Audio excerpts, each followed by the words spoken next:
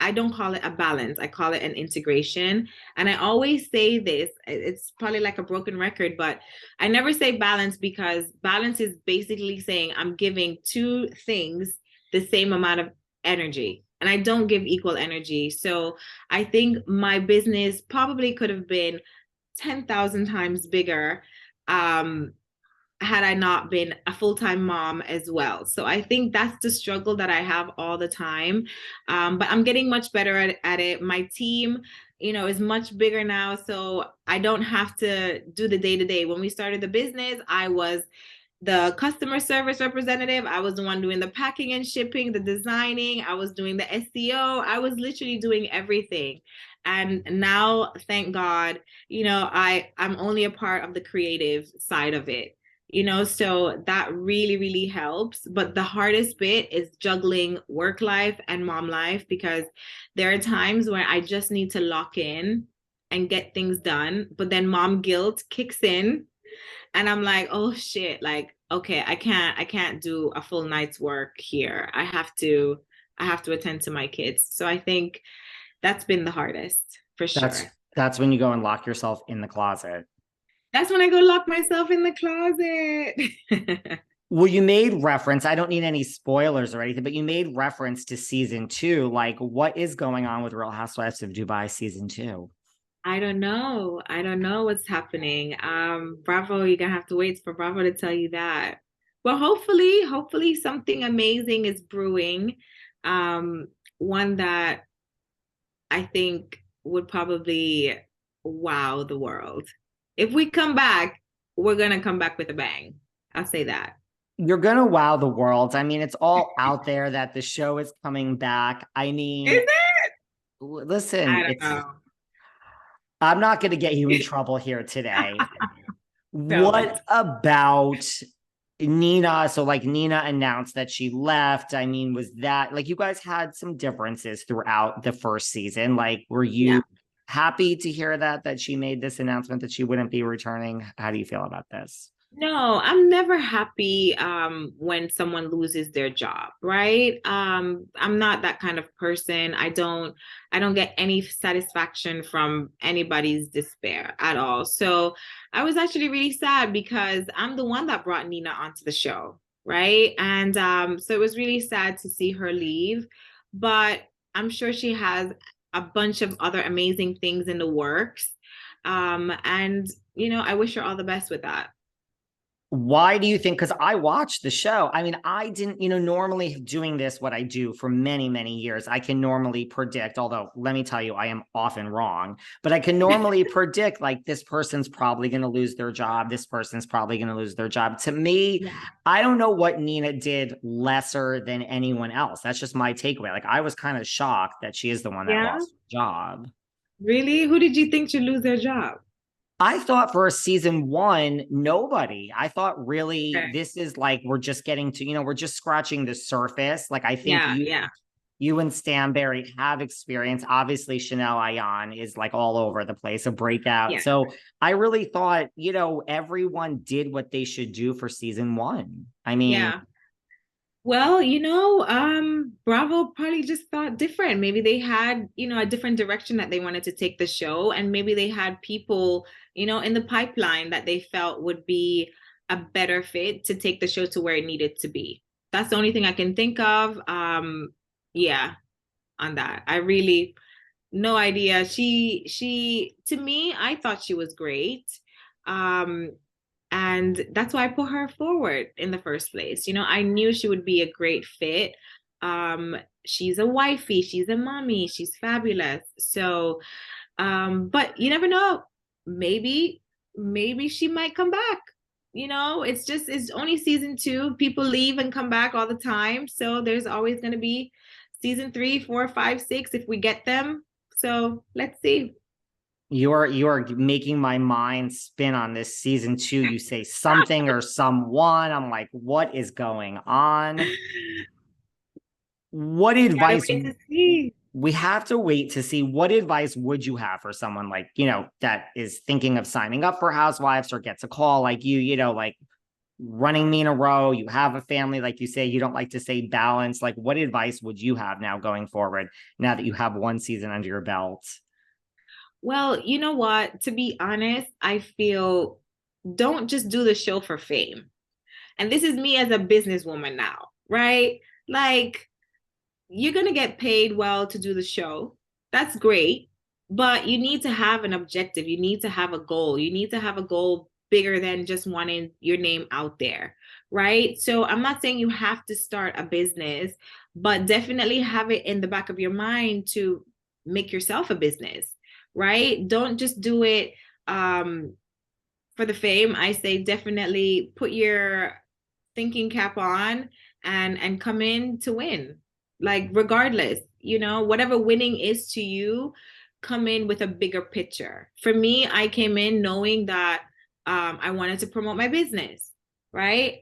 Someone else might come into it feeling like, well, I want to promote myself. Look at Stanbury. She didn't come in with a business, but she herself is a business, right? She's an influencer. So she came in to promote herself and to elevate her status as a celebrity. So that way she can get bigger endorsements. So I feel if you ever get approached to do it, if you don't feel like you're coming in it to make more money, don't do it. Don't do it. Have a bigger goal, bigger than just wanting to be famous. I think that's the best advice. I think that's the problem most housewives make during their journey, is that they get caught up in all the fame. And then when Bravo does say, 7 seasons in, 3, 1, it's your It's time. over. Yeah, because they can cut the cord at any time, right? They can pull the plug at any time. So you want, even if you get one season out of it, you want to make sure that you get one season that's it was worth your time, and that you put things out there. I remember saying, even to my husband, obviously, season 1 is always like a trial, right? And I said, well, trial or not, I'm bringing my brand to the show. Trial or not, the world's going to know Mina Rose's name. Trial or not, we're going to take the brand to another level. Like, that was my thinking going into season 1. So regardless if we get a season 2 or not, I feel like I got my money's worth, or my time's worth, because I had that objective. And I think if more women, especially because I'm all about women empowerment, I'm all about women just capitalizing on any opportunity that they get. So for me, my number one advice would be, everyone's not meant to be an entrepreneur. So I'm not saying that you need to be an entrepreneur in order to be successful, but I feel like, as a housewife, especially, more than likely you rely on your husband's income, which there's nothing wrong with that. But if you're gonna start working, and putting yourself out there, at least have a bigger picture, outside of the show. So if that is, to raise your status as an influencer or as an entrepreneur or, a brand ambassador, you have to put yourself out there and in that position to receive it, regardless if they pull the plug.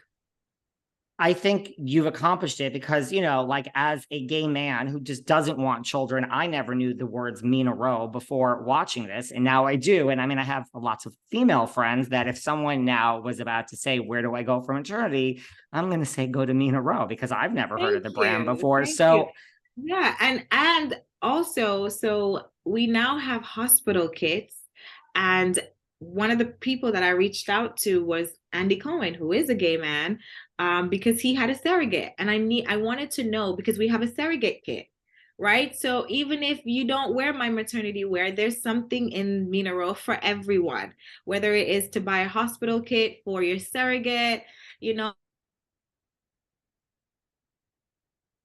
whatever it is, we have it. So it is a one-stop shop, not just for women, but for, I would say, parents in general. That's such a good point. And as we wrap up, at BravoCon, Chanel said that she thought one of the worst dressed housewives was, the icon that is Phaedra Parks. She also said that she went to, at Teresa's wedding, she had a very bad feeling from Margaret Joseph. So Chanel has a lot to say about a lot of other housewives. Always. Chanel and I are very different. We're best friends, but we could not be more different. We are literally night and day. Chanel just says whatever, and I think I'm a little bit more PC. Well, being a little more PC, do you feel that there is a housewife, I guess she thinks it's Phaedra that maybe needs, you are in the fashion business that needs Yeah. your help maybe a little bit? Yeah, I would say Giselle, and I love her. I think she's just, by the way, one of the most beautiful housewives in person. Her face, honey, that face card doesn't decline, but the fashion, oh, it's bouncing checks. It's bouncing checks. I agree. I've met Giselle and she is literally like, you can't speak. She's Breathtakingly gorgeous. breathtaking, Yeah, yeah. It's breathtaking. fashioning. Yeah. So I would give her that. I would give her that. But I think for Ayan, it was who was on the stage with her at the time. So yeah. Yeah. I mean, that's fine. Phaedra can handle her own. She doesn't need my help. She does not. No. And as we wrap up, no BravoCon, this will be your second one in coming up in Vegas. Like, is there someone, you said you were fangirling? Is there someone you did not meet at the first BravoCon in the world of Bravo that you would just love to still? I mean, you met Kyle, Kenya, you've met Andy now, you're through one reunion, met some of the big ones. I think I met everyone. I don't think there's anyone that I didn't meet. I think I actually got to meet everybody. So, going into BravoCon 2, I just want to party more. I felt like we didn't get to party as much, but we're going to be in Vegas. So for sure, I want to have a little bit, we were working so much. I want to have a little bit more downtime to party with the housewives. Yeah. I love all of it. them. Yeah. Anything else you want to share about this great brand, Nina Rowe? And I want you to tell everyone where they can find you so they can shop. I mean, I checked out your website. Chanel is on there as one of the models I've noticed. Yes. So, I mean, anything else you want to talk about? She's been my model for 7 years. That's how we met. And I think I'm gonna keep her as one as long as I can afford her. I feel like her fees have gone all the way up.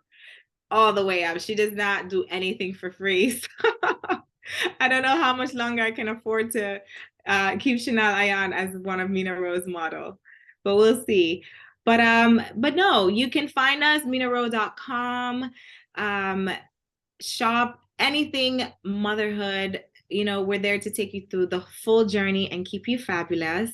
And for me, it's Lesa Milan on Instagram and all the other handles. I think